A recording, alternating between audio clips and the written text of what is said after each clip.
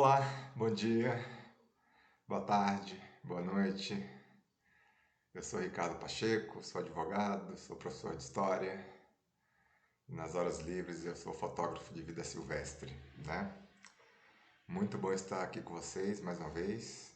Eu vou tentar ser mais assíduo, né, na produção de vídeos, né, tentar falar mais um pouquinho da importância do direito hospitalar, né, para que a gente possa consolidar essa importante área do direito, né, que ainda hoje não é tão conhecida, não é tão discutida no Brasil, né? E eu tenho me preparado já ao longo dos últimos 2, 3 anos, né, estudando, pesquisando, participando de congressos, participando de cursos que tratam justamente sobre a importância do direito hospitalar, né, do direito médico, a importância de se estudar bioética, né, que é a base filosófica de todo o conhecimento jurídico, médico que ocorre, que se passa dentro de um hospital, né? E também o direito dos pacientes, que também é um novo ramo jurídico que está aí sendo, né, construído ao longo dos últimos anos, né? Muito importante a consolidação desse novo ramo jurídico, porque ele é muito importante. Primeiro, para a defesa dos direitos humanos, né? Segundo, para que se efetivem políticas, para que se efetivem a lei, né, que estabelece que o paciente ele merece ser respeitado, ele merece ter a sua autonomia, ele merece ter ali a sua integridade física, psíquica, psicológica integrada, né, preservada. Bem, e aí, né, ao longo desses últimos anos de estudo, eu tenho me debatido muito sobre o que é a responsabilidade civil, né, já que o direito médico hospitalar, ele, ele tem como bússola, né, ele tem como orientação jurídica a questão da responsabilidade civil, né, que é o que rege, que é o que, né, ele orienta, que é o que é a base da nossa vida civil, né, da nossa vida em sociedade. E a responsabilidade civil, ela abarca, ela aborda diversos campos, né, do nosso dia a dia, das nossas relações. E no último vídeo, né, eu fiz um breve conceito, né, eu estabeleci ali um breve conceito do que é a chamada responsabilidade civil. E eu fiz um duplo destaque, né, que dentro da legislação existem dois tipos de responsabilidade civil, a chamada objetiva e a chamada subjetiva. No Brasil, em regra, segue-se a responsabilidade civil subjetiva, tá? Mas a objetiva também é muito importante, porque ela está, inclusive, consolidada no Código de Defesa do Consumidor, no próprio Código Civil, e é a responsabilidade que hoje ela está mais em voga, aí, principalmente no chamado direito hospitalar, já que a prova, né, de que não houve a ocorrência, o dano, cabe ao hospital, né, a chamada inversão do ônus da prova. Na responsabilidade civil subjetiva, a prova, né, ou seja, o instrumento que irá provar que houve realmente o dano, cabe ao paciente. Então, dentro desse conjunto, né, dentro dessa subdivisão, eu estabeleci que a responsabilidade civil, ela hoje abarca, ela hoje integra grande parte das relações médico-paciente, médico-hospital. Bem, e hoje eu vou falar um pouquinho para vocês sobre a infecção hospitalar, né? Será que a chamada infecção hospitalar ela também tem algum tipo de relação jurídica, né? Será que a infecção hospitalar ela envolve também ali um tipo de relação que pode ser inclusive judicializada, que pode inclusive ser causa de reparação? Será que tem? E tem, né? E tem. A chamada infecção hospitalar, né, que fique bem claro, ela não deixa de existir, ela não deixará de existir. Né? Não existe infecção hospitalar zero, tá? Nem nos hospitais do primeiro mundo, né? O que se procura discutir, o que se procura desvendar, né? O que se procura descobrir é quais são os níveis, quais são os parâmetros permitidos para que a infecção hospitalar não seja configurada como um dano. Tá? Então, é muito importante deixar esse esclarecimento, porque em muitas situações o paciente que adentra a um hospital para fazer uma cirurgia, para fazer um procedimento, ali, por mais simples que seja, se ele vier adquirir a chamada infecção hospitalar e o hospital conseguir, né, provar, se o hospital conseguir provar, se o hospital através de laudos, de exames, de perícia, conseguir provar que aquela pessoa que pegou a infecção hospitalar, ela pegou por outras causas, que não seja o hospital, né, que não seja a internação hospitalar, o hospital ele não será obrigado a promover nenhum tipo de reparo, né, reparo civil. Então é muito importante, né, que esse corte ele seja estabelecido, muito importante, porque em muitas situações, né, inclusive de cirurgia médica, de internação, os pacientes eles adquirem a chamada infecção hospitalar, né? E essa infecção hospitalar ela pode evoluir, ela pode trazer danos, deixar sequelas, por mais que o procedimento tenha sido realizado com sucesso. Eu vou trazer aqui um exemplo, né? Só um pouquinho. Eu vou trazer aqui um exemplo. Uma cirurgia que foi muito bem realizada, muito bem feita. O procedimento foi realizado com sucesso, né? O paciente ficou internado ali no hospital por 4, 5 dias e teve alta. Ao chegar em casa para realizar, né, ali a sua recuperação, ele começou a demonstrar sinais de infecção, né? E essa infecção evoluiu, essa infecção né, acabou gerando a morte desse paciente. Então, se os familiares ou se o próprio paciente, né, caso não venha a óbito, conseguir provar que aquela infecção ela foi adquirida dentro do ambiente hospitalar, o hospital será obrigado a fazer a reparação civil, a pagar uma indenização. Agora, né, em muitos casos acontece isso, de fato. Né? O paciente passou por uma cirurgia, teve todo ali o procedimento correto, foi bem atendido, teve alta, e chegou em casa ele, né, passou a descumprir determinadas orientações médicas. E isso acabou provocando nele ali o princípio, né, o fim, acabou provocando nele ali o aparecimento da chamada infecção hospitalar. Nesse caso, né, o paciente ele contribuiu para que a infecção surgisse nele. E nesses casos, o hospital ele não será obrigado a promover a reparação do dano. Então, é muito importante que durante o caso, né, que durante ali, o processo, né, um fato, que fique estabelecido quais são esses cortes, essas linhas de corte. Se o paciente adquiriu a infecção dentro do hospital ou se o paciente adquiriu a infecção fora do hospital. Tá? E por mais que o paciente que ele venha ter alta, ele venha, né, a ir para casa e iniciar a sua recuperação, se ficar provado, né, que aquela infecção ela foi adquirida ainda no ambiente hospitalar, cabe a reparação por parte do hospital.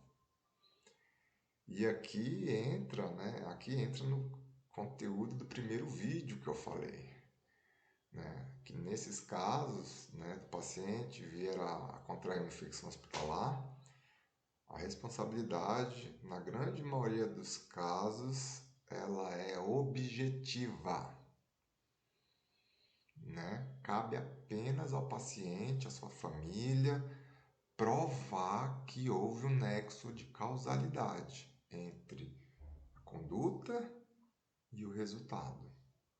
Aqui não cabe, né, em grande parte dos hospitais, inclusive hospitais públicos, não cabe a chamada responsabilidade subjetiva, que é aquela que você tem que provar a negligência, a imperícia e a imprudência. Nos casos de infecção hospitalar, né, cabe apenas a prova do nexo, né, entre o que aconteceu e o resultado. E isso é muito importante para o direito. Primeiro que a responsabilidade civil objetiva, ela tem um alcance social, jurídico, muito maior do que a chamada responsabilidade subjetiva. Né? É um instrumento legal que ele veio para defender os interesses da coletividade. Por quê? Porque em muitos casos os pacientes eles não têm a mínima noção, né? Não têm ali um mínimo conhecimento do que pode e do que não pode ser realizado, né? Quais são as condutas, quais são as consequências jurídicas de internação, de uma cirurgia. E em muitas situações no Brasil e no mundo, os pacientes, né, eles chegam em casa, eles têm alta, desenvolvem infecção, vêm a óbito, sendo que a causa do óbito, né, a causa da infecção, ela ainda se deu no hospital. E aí deixam passar em branco, né? Ninguém corre atrás e acaba ficando por isso mesmo. Né? Então é muito importante que, né, esse debate ele venha a acontecer porque a infecção hospitalar existe, né? E ela irá continuar a existir, tá bem? Ó, eu falei também logo no início desse vídeo que em muitos hospitais do Brasil, em grande parte dos hospitais do Brasil, né, hospitais mundo afora, devem ser constituídos, devem ser criados comitês de controle de infecção hospitalar, né, grupos especializados, preparados para o combate, a prevenção, né, da chamada infecção hospitalar. O que deve ser feito, como deve ser o procedimento, né, quais são as causas que promovem, né, a chamada infecção hospitalar. Então, é muito importante que hospitais, clínicas, né, por mais que seja uma clínica pequena, eles tenham esse comitê para justamente evitar, né, que o paciente venha contrair uma infecção. E nós sabemos que a infecção hospitalar ela mata. Eu fiz uma pesquisa, né, e nos últimos 3, 4 anos, mais de 1 milhão de pessoas no mundo afora que contraíram a infecção hospitalar vieram a óbito, morreram. Mais de 1 milhão. Então é um número muito alto, é um número excessivamente alto. E como é que o direito, né, enxerga, como é que o direito interpreta esse fato jurídico? Né? Como é que o direito analisa? Para o direito, a infecção, né, isso é uma questão científica, ela não irá deixar de existir, ela irá existir. O que o direito modulou, né, para que ele pudesse até dar uma decisão ali que não afetasse tantos hospitais, foi estabelecer parâmetros. Até onde a infecção hospitalar é permitida, né, gerando as suas consequências. Até onde? Se o hospital, uma clínica, uma maternidade, ela não tem esse controle, ela não tem essa linha de corte que pode, inclusive, gerar uma séria discussão científica, médica. Se o hospital, a clínica, ele não tem esse controle, né, de combate à infecção hospitalar, o hospital ele é responsabilizado. Então, os grupos, né, os comitês de controle, eles exercem um papel fundamental, né, na chamada responsabilidade civil objetiva dos hospitais. Tá? Se o hospital ele mantém o seu nível de infecção hospitalar dentro dos padrões tolerados, né, a gente sabe que cada caso é um caso, o judiciário ele enxerga que o hospital ele agiu, né, ele não contribuiu para que aquele paciente viesse a contrair uma determinada infecção hospitalar. né? E nós sabemos que a principal delas é a chamada sepsemia, né? Que é a chamada infecção generalizada, né? Que acontece, que geralmente ela é muito grave, muito grave. Bom, então, estabelecido isso, né? Qual o papel, né, do hospital? O papel do hospital é justamente promover, né, combater, conscientizar da importância de se prevenir a chamada infecção hospitalar. E qual o papel do médico? O médico aí, ele acaba tendo um papel, uma importância secundária, porque dentro de um hospital não existe somente médicos. Existem médicos, enfermeiros, pessoal de apoio, pessoal de segurança, né, pessoal administrativo. Dentro de um hospital existem vários atores que podem contribuir ou podem não contribuir para que a infecção hospitalar ela venha, né, a se tornar um problema inclusive jurídico, muito importante, muito sério. Né? Eu acabei de receber aqui uma mensagem pelo Instagram de que uma pessoa pegou uma infecção hospitalar e está enfrentando sérios problemas. Né? Só que aí, em muitos casos, né, essa pessoa ela passa por essa situação, o hospital não toma nenhuma posição, a pessoa também não sabe, né, não conhece a importância do direito hospitalar e acaba caindo no esquecimento. Né? E, e é uma questão que eu diria até de saúde pública. Né? A própria legislação brasileira já estabelece comitês de controle de infecção hospitalar. E muitos hospitais do Brasil eles não ficam nada a dever para outros hospitais dos Estados Unidos, da Europa, da Ásia. Né? Existe um sério controle, um sério combate à chamada infecção hospitalar. Né? E que isso continue. Tá? Os médicos, né, os enfermeiros, eles têm um papel, como eu falei, secundário. Né? Se o procedimento ele se deu de forma, né, exitosa, após a cirurgia, após um procedimento, aquele paciente ele ficará sobre a guarda, sobre a responsabilidade do hospital. Né? A partir do momento que o paciente ele sai de uma cirurgia, de um parto, né, uma paciente, ele passa a ficar sobre a guarda jurídica, sobre a guarda legal e médica do hospital. E eu vi uma decisão que inclusive foi de um parto, né? A mãe foi ganhar um nenê, né? Adquiriu a infecção hospitalar logo após o parto e o neném veio a óbito. Né? Então, o parto ocorreu perfeito, né? Sem nenhum problema. Mas logo após, a mãe e a criança adquiriram a infecção e a criança veio a óbito. Né? Então, a responsabilidade aí é do hospital.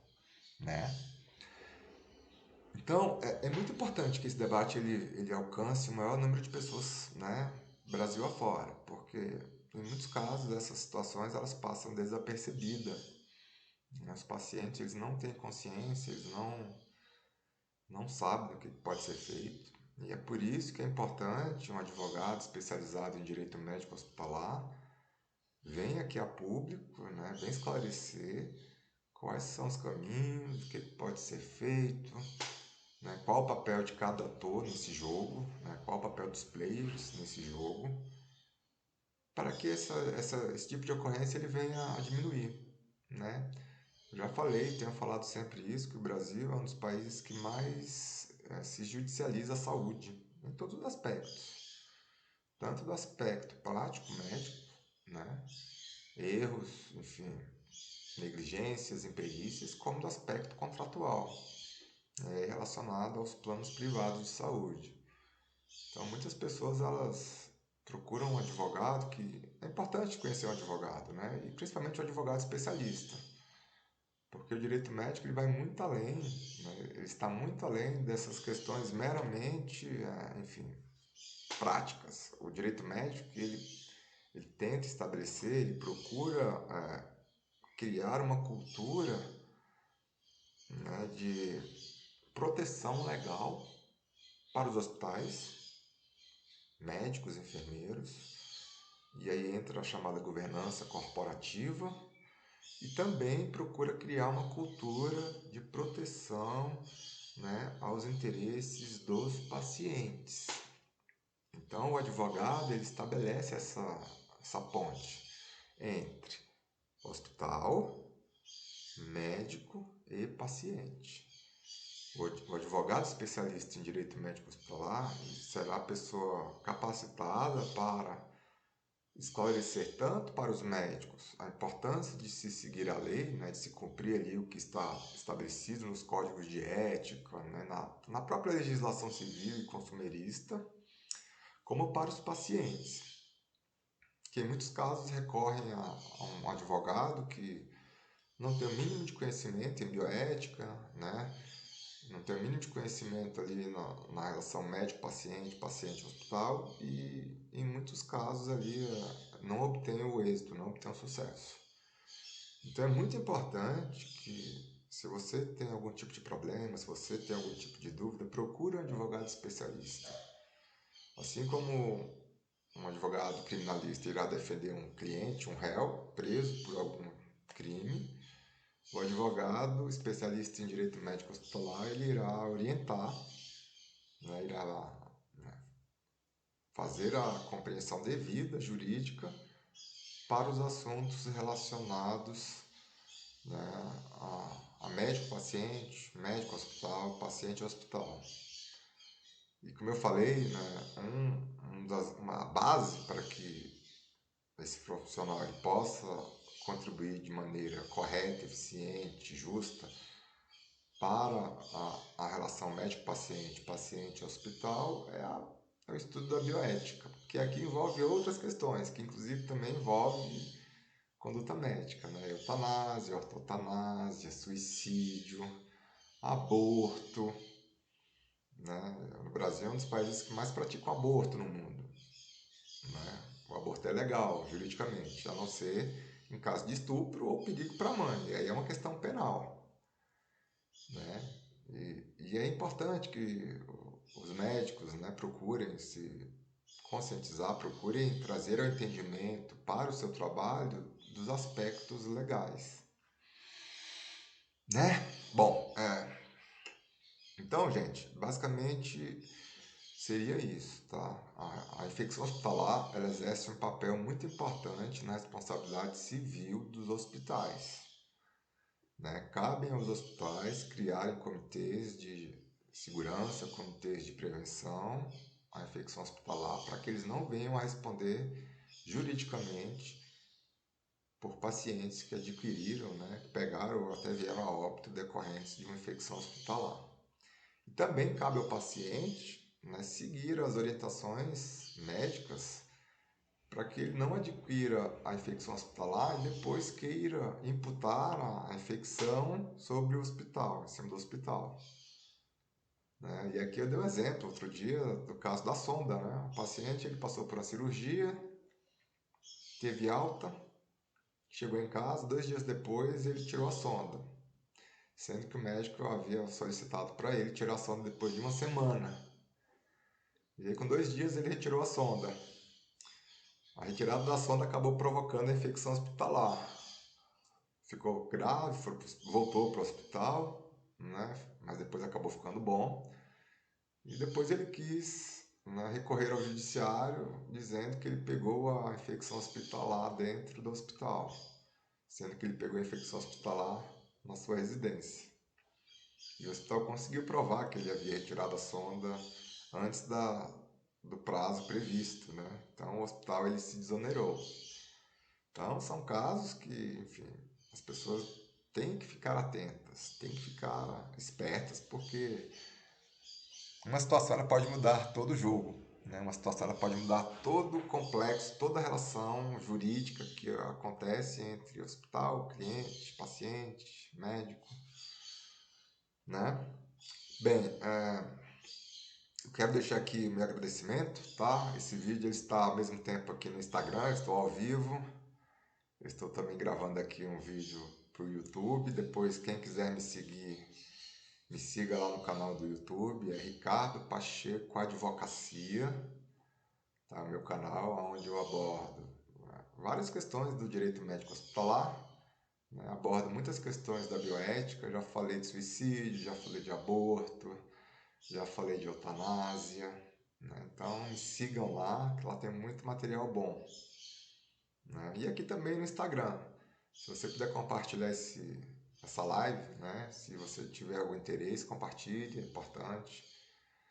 Todos nós um dia teremos que ter uma relação ou com o médico ou com o advogado, né? Não importa qual relação, né? E eu quero deixar aqui meus agradecimentos, tá? Foi um prazer estar com vocês. Assistam, deem o like, compartilhem, né? E no próximo vídeo eu vou terminar logo isso aqui, né? Eu falei que seriam 3, mas na verdade eu vou fazer em 2 tópicos: a responsabilidade civil, objetivo e subjetivo, e agora da infecção hospitalar. Eu irei fazer logo em breve a importância do direito penal para o direito médico hospitalar. Será que o direito penal também exerce uma influência dentro do direito médico hospitalar? E a resposta é afirmativa. Quantos casos no Brasil nós temos aí ouvidos, né? A gente tem escutado aí diariamente no Brasil, né, na imprensa, médicos que não têm habilitação correta, não se formaram, médicos que praticam estupro, médicos que praticam ali os mais perversos crimes, né? E o último foi lá no Rio de Janeiro, há uns 2 anos, né? 1 ano e meio, 2 anos, onde o médico que estava ali, recebeu uma cliente, grávida inclusive, né? Ele acedou e ele praticou estupro com a cliente. Então, é um caso penal sério, né? Um caso penal é onde ali a relação paciente-médico ela foi totalmente ali desvirtuada, né? O médico praticou um crime hediondo, eu diria, um crime hediondo. Então, qual a importância do direito penal na relação dentro do chamado direito hospitalar? Tá bem? Clínicas, hospitais, se vocês têm algum interesse em conhecer um pouco do trabalho, né, da importância do direito médico hospitalar, é só me seguir no Instagram, deixe uma mensagem, pode me passar e-mail, lá tem o endereço. Combinado? Então, um bom domingo para vocês, uma boa Páscoa, tudo de bom e até a próxima.